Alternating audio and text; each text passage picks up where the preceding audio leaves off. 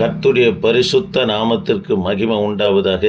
தேவ பிள்ளைகளே, சிறிய தீர்க்க தரிசன புஸ்தகத்திலிருந்து நாம் ஒவ்வொரு புத்தகமாக தியானித்து கொண்டு வருகிறோம். இன்றைக்கு ஆகாய் தீர்க்க தரிசன புஸ்தகத்தை தியானிக்கப் போகிறோம். ஆகாய் என்றால் பண்டிகை என்று பொருளாக இருக்கிறது. எழுதப்பட்ட காலம் கிமு 520. 2 அதிகாரம் கொண்ட புத்தகம். 38 வசனங்கள் மட்டுமே அடங்கியிருக்கிறது. தேவ பிள்ளைகளே, இந்த ஆகாய் 4 மாதம் தீர்க்க தரிசன ஊழியத்தை செய்தார். இவருடைய நாட்களில் தான் அஸ்திபாரம் மட்டும் அதை இருந்த தேவாலயத்தை 16 வருஷம் அஸ்திபாரத்தோடு இருந்த தேவாலயத்தை திரும்பவும் கட்டப்படும்படியாய் உற்சாகப்படுத்தின தீர்க்கதரிசிகளிலே இவரும் ஒருவராக காணப்பட்டார். ஆகாய், சகரியா இவர்கள் இருவரும் ஒரே காலத்தில் கர்த்தருடைய ஊழியத்தை நம்ம செய்தாங்க. அதற்கு முன்பதாக ஒரு சில காரியங்கள் அறிந்து கொள்ளும்படியாய் அடியேன் விரும்புகிறேன். தேவ பிள்ளைகளே, யூத ஜனங்க பாபிலோன் சிறையிருப்புக்கு, அதாவது யூதாவின் ராஜாவாய் இருக்கிற சிதைக்கியா, இவர் தான் கடைசி ராஜா, 20வது ராஜா. இவருடைய நாட்களில் தான் நேபுகாத் நேச்சார், பாபிலோன் ராஜா, யூதர்களை சிறைப்பிடித்து பாபிலோனுக்கு கொண்டு போனார். தேவ பிள்ளைகளே, அந்த பாபிலோனில் இருக்கும்போது சில பெற்றோருக்கு பிள்ளைகள் பிறந்தது. அந்த சிறையிருப்பு நாட்கள் அந்த பெற்றோர் பிள்ளைக்கு விசுவாசத்தோடு பெயர்களை வைக்கிறாங்க. இதை தியானித்து தான் ஆகாய் தீர்க்க தரிசன புஸ்தகத்தை நாம் பார்க்க போகிறோம். ஒரு பெற்றோருக்கு ஒரு குழந்தை பிறந்தது. ஆகாய் என்று பெயர் வைத்தாங்க. ஆகாய் என்றால் பண்டிகை என்று பொருளாக இருக்கிறது. பெற்றோருடைய விசுவாசம் என்னன்னா, நாங்கள் பாபிலோனில் இப்படியே இருக்க மாட்டோம், எருசலேமுக்கு போவோம், அங்கே நாங்கள் பண்டிகை கொண்டாடுவோம் என்று, கர்த்தருடைய பண்டிகை கொண்டாடுவோம் என்று சொல்லி அந்த பிள்ளைக்கு விசுவாசத்தோடு ஆகாய் பண்டிகை என்று பெயர் வைக்கிறத பார்க்கிறோம். இரண்டாவதாக இன்னொரு பெற்றோருக்கு ஒரு குழந்தை பிறந்தது. அந்த குழந்தைக்கு மல்கியா என்று பெயர் வைத்தாங்க. மல்கியா என்றால் என் தூதன், மை மெசஞ்சர் என்று பொருளாக இருக்கிறது. தேவ பிள்ளைகளே, நாங்கள் எருசலேமுக்கு போவோம், தேவாலயத்தில் அதாவது நாங்கள் கர்த்தருடைய வார்த்தையை கேட்போம், செய்தியை கேட்போம் என்று சொல்லி விசுவாசத்தோடு தன் பிள்ளைக்கு மல்கியா என்று பெயர் வைக்கிறத பார்க்கிறோம். மூன்றாவது தேவ பிள்ளைகளே, இன்னொரு பெற்றோருக்கு ஒரு குழந்தை பாபிலோன் சிறையிருப்பில் இருக்கும் போது பிறந்தது. அந்த பிள்ளைக்கு சகரியா என்று பெயர் வைத்தாங்க. சகரியா என்றால் கர்த்தர் நினைவு கூர்ந்தார் என்று பொருளாக இருக்கிறது.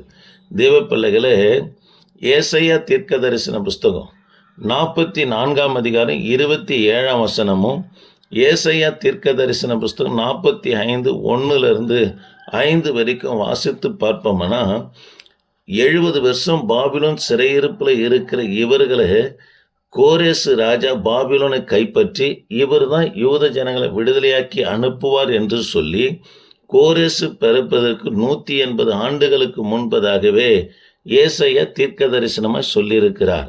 தேவ பிள்ளைகளே, ஏசாயா மூலமாய் சொல்லப்பட்ட தீர்க்க தரிசனத்தை கர்த்தர் நினைவு கூர்ந்து, கோரேசு ராஜா மூலமாக நினைவு கூர்ந்து கர்த்தர் எங்களை விடுதலையாக்குவார் என்று சொல்லி அந்த பெற்றோர் அந்த பிள்ளைக்கு என்ன பெயர் வைக்கிறாங்கன்னா, சகரியா.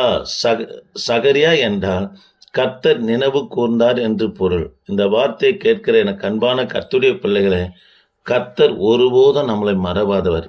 தாயானவள் தன் கர்ப்பத்தின் பாலகனை மறந்தாலும் நான் உன்னை மறப்பதில்லை என்று சொல்லுகிறார். 2 காரணத்தை சொல்லுகிறார், ஒரு பதிலை சொல்லுகிறார். நம்மை கர்த்தர் மறப்பதில்லை என்பதற்கு பதில் என்னவென்று சொன்னால், தாய் மறந்தாலும் நான் உன்னை மறப்பதில்லை என்று சொல்லுகிறார்.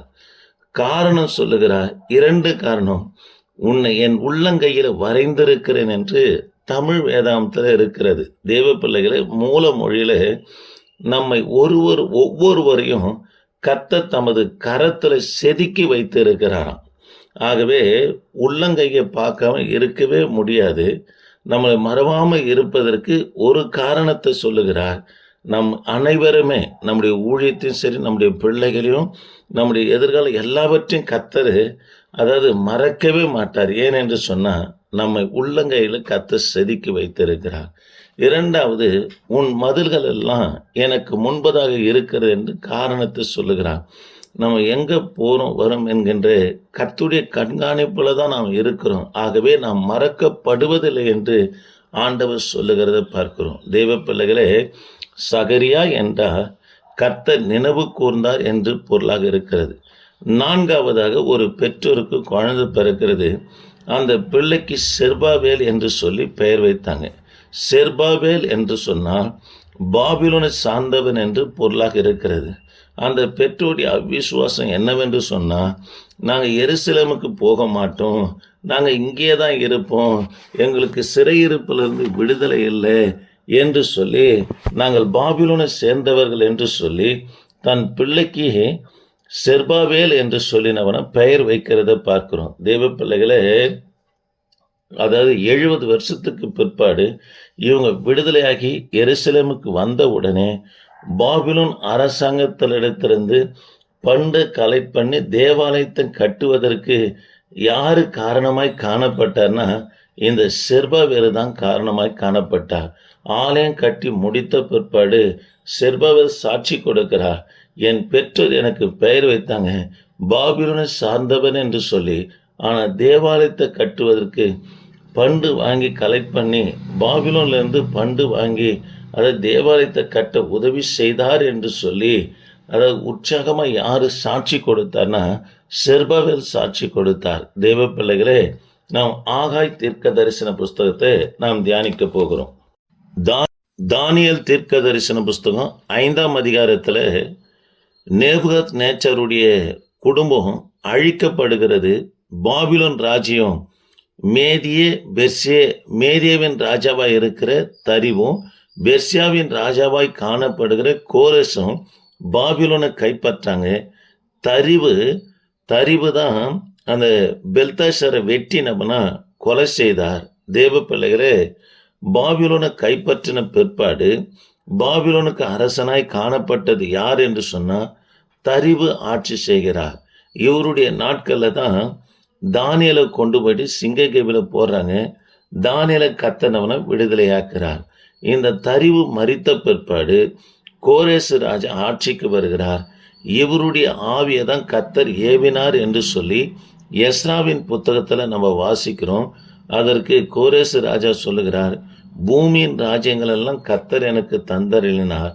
ஆகவே எருசலேமில் இருக்கிற கர்த்தருடைய பிள்ளைகள் யூதயாவுக்கு புறப்பட்டு போய் பாபிலோனில் இருக்கிற அதாவது யூத ஜனங்க எருசலேமுக்கு புறப்பட்டு போய் கர்த்தருடைய ஆலயத்தை கட்டுங்கள் என்று சொல்லி அவர் அனுப்பும்போது ஒரு பேட்ச் ஜனங்க புறப்பட்டு வராங்க. தேவ பிள்ளைகளே, எகிப்திலிருந்து முழுவதுமாய் இஸ்ரவேல் ஜனங்க விடுதலையாக்கப்பட்டு வந்தது போல இங்கே பாபிலோன் சிறையிருப்பில் இருக்கும்போது வரல, 3 பிரிவுகளாக வராங்க. முதலாவது யார் வரார் என்று சொன்னால் செர்பாவேல், பிரதான ஆசாரியன் யோசுவா மற்றும் 50,000 யூத ஜனங்களோடு புறப்பட்டு பாபிலோனிலிருந்து எருசலேமுக்கு வராங்க. இடிக்கப்பட்ட எருசலேமின் தேவாலயத்தை பார்த்து ஓன்னு கத்தி கூச்சலிட்டு அழுது, அதற்கு பிற்பாடு ஒரு சிறிய ஆசரிப்பு கூடாரத்தை கட்டி கொண்டு தொழுகை நடத்திக்கினே தேவ பிள்ளைகளை ஆலயத்தை கட்ட ஆரம்பிக்கிறாங்க. உற்சாகமாய் ஆலயத்தை கட்டி அஸ்திபாரம் மட்டும் வந்தபோது கோரேசு ராஜா மரித்து போனார். அக்கம் பக்கத்தில் இருக்கிற நாடுகளுக்கெல்லாம் சந்தோஷம். தேவ பிள்ளைகளே, அதற்கு பிற்பாடு முதலாம் அர்த்தசஷ்டா பாபிலோனுக்கு ராஜாவாக வருகிறார். அஸ்திபாரம் மட்டும்தான் தேவாலயம் எழும்பப்பட்டு இருக்கிறது. இந்த நாட்களில் தான் இந்த முதலாம் அர்த்தசஷ்டாவுக்கு தேவாலயத்தின் எதிரிகளாய் காணப்படுகிற சன்பலா, தொபியா, கேஷம் இந்த 3 பேரும் அதாவது முதலாம் அர்த்தசஷ்ட ராஜாவுக்கு ஆலயம் கட்டுமான பணிக்கு விரோதமாக ஒரு மொட்டை கடிதாசி எழுதி போடுறாங்க. அதில் குறிப்பிடப்பட்டு இருக்கிறது என்னவென்று சொன்னால், முதலாம் அர்த்தசஷ்டாவே, ஆலயம் கட்டுவதற்கு நீங்கள் அனுப்புகிற பண்டில் யூத ஜனங்க யுத்த பயிற்சி செய்கிறாங்க. நாளைக்கு ஒரு நாள் உங்களுக்கு விரோதமாகவே யுத்தம் பண்ணுவாங்க, இவங்க கப்பம் கட்ட மாட்டாங்க என்று சொல்லி சில அதாவது பொய்யான வதந்திகளை இந்த கடுதாசில எழுதி நிருபங்களில் எழுதினப்ப நான் அனுப்புகிறாங்க.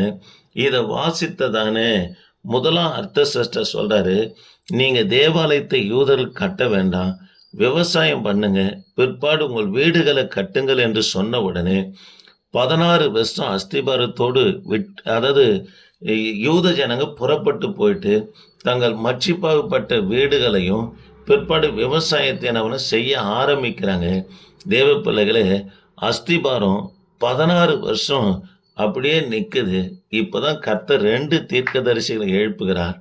ஒன்று ஆகாய், இன்னொன்று சகரியா. ஆகாய் வயதானவர், சகரியா வாலிபமானவராக காணப்பட்டார். தேவ பிள்ளைகளே, ஆகாய் தீர்க்கதரிசி யூத ஜனங்களை உற்சாகப்படுத்துகிறார். தேவாலயத்தை கட்ட பாருங்க. தேவ பிள்ளைகளே, அதற்கு சில காரியங்களை ஆகாய் தீர்க்க தரிசன புஸ்தகத்திலிருந்து பார்க்கிறோம். நீங்கள் திரளாய் விதைத்தும் கொஞ்சமாக இருக்கிறீங்க, அறுத்து கொண்டு வந்ததும் கர்த்தர் ஊதி போடுகிறார், நீங்கள் சாப்பிட்டும் திருப்தி அடையலை, அதாவது போர்வை போத்தும் உங்களுக்கு குளிர் விடலை என்று சொல்லி, அதாவது ஆகாய் தீர்க்கதரிசி இவங்களுக்குள்ள கர்த்தர் ஏற்படுத்தின அதாவது தண்டனையும் பஞ்சங்களை குறித்து அதாவது கடுமையாக அவர்கள் மத்தியில் சொல்லி தேவாலயத்தை கட்டும்படியாக உற்சாகப்படுத்துகிறார். மலை மேலே ஏறி மரங்களை வெற்றி கர்த்தருடைய ஆலயத்தை கட்டுங்க, தேவன் உங்கள் மேல் பிரியமாக இருப்பார் என்று சொல்லி உற்சாகப்படுத்தின உடனே தேவ பிள்ளைகளை இந்த உற்சாகப்படுத்தின உடனே ஆலய வேலையை உற்சாகமாய் துவங்குறாங்க. துவங்கின உடனே தேவ பிள்ளைகளே, இப்போது முதலாம் அர்த்தசஷ்டம் மரித்து போனார். ஆலய வேலை துவங்கிறத பார்த்து இந்த எதிரிகளாய் காணப்படுகிற சன்பல்லா, தொபியா, கேஷம் திரும்பவும் கடிதம் எழுதுறாங்க. இப்போ பாபிலோன்ற ராஜாவாக காணப்பட்டது யார் என்று சொன்னால் 2ஆம் தரிவு ஆட்சிக்கு வருகிறார். தேவ பிள்ளைகளே, தரிவு பார்க்கிறார்.